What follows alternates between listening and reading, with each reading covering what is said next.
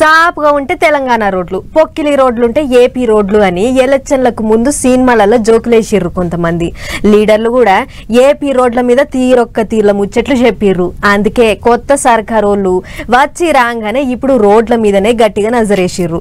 రోడ్ల మీద గుంత లేకుండా చేయాలి అని సీఎం సారు ఆర్డర్ లేచిండట అన్నట్టు ఇగో ఈ రోడ్డు ముచ్చట చూడు.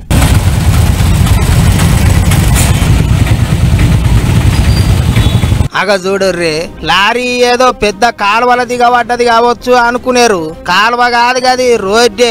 రోడ్డు మీదనే గంత పెద్ద గుంతున్నది. శ్రీకాకుళం జిల్లా ఆముదాల వలసకు పోయే రోడ్డు అటకిది.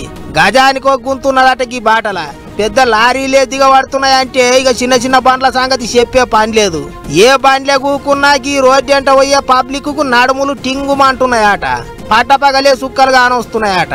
ఇక అప్పుడప్పుడు గిట్లా ఏ పెద్ద బండో గుంతలలో ఇరకబడి అక్కడనే ఆగిందంటే ఇక కిలోమీటర్ల కమానం ట్రాఫిక్ జామ్ అయ్యి అటు బండి ఇటు పోరాదు, ఇటు బండి అటు పోరాదు.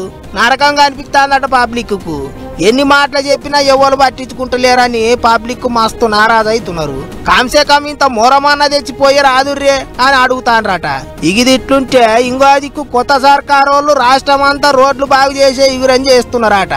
సిఎస్ నీరవ్ కుమార్ సారు రోడ్లు బిల్డింగుల వ్యవహారం అంతా చూసి ఆఫీసర్లతో మీటింగ్ అయిండు. రాష్ట్రం అంతా ఎక్కడెక్కడ రోడ్లు ఖరాబ్ అయినాయో వాటిని బాగు చేసేందుకు ఎన్ని పైసలు అవసరమో అన్ని అడిగి తెలుసుకున్నాడట.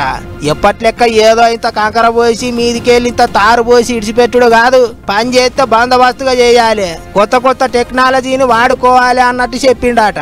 అంతేకాదు అగ్గువల పని కావాలి, రోడ్లు గట్టిగా ఉండాలి, అసొంటి ఇగురేమన్నా ఉంటే చూడుర్రి అన్నట్టు కూడా చెప్పిండట. ముందుగాల డ్రోన్లతోని రోడ్లు ఎక్కడెక్కడ మంచిగా లేవో తెలుసుకొని అటు వెనక గుంతలు పూడ్చాలి అని చెప్పిండ్రట. ఇంకా మొన్న వరదలతోని దెబ్బతిన్న రోడ్లు బ్రిడ్జీలు బాగు చేసే కార్యం ముంగటేసుకోవాలని కూడా చెప్పిండ్రట. ఏం చేస్తారో ఎట చేస్తారో గాని రోడ్లు అయితే నరకం చూపిస్తున్నాయి. జర చెప్పున బాగు చేయిర్రి అన్నట్టు కోరుతాండ్రు పబ్లిక్.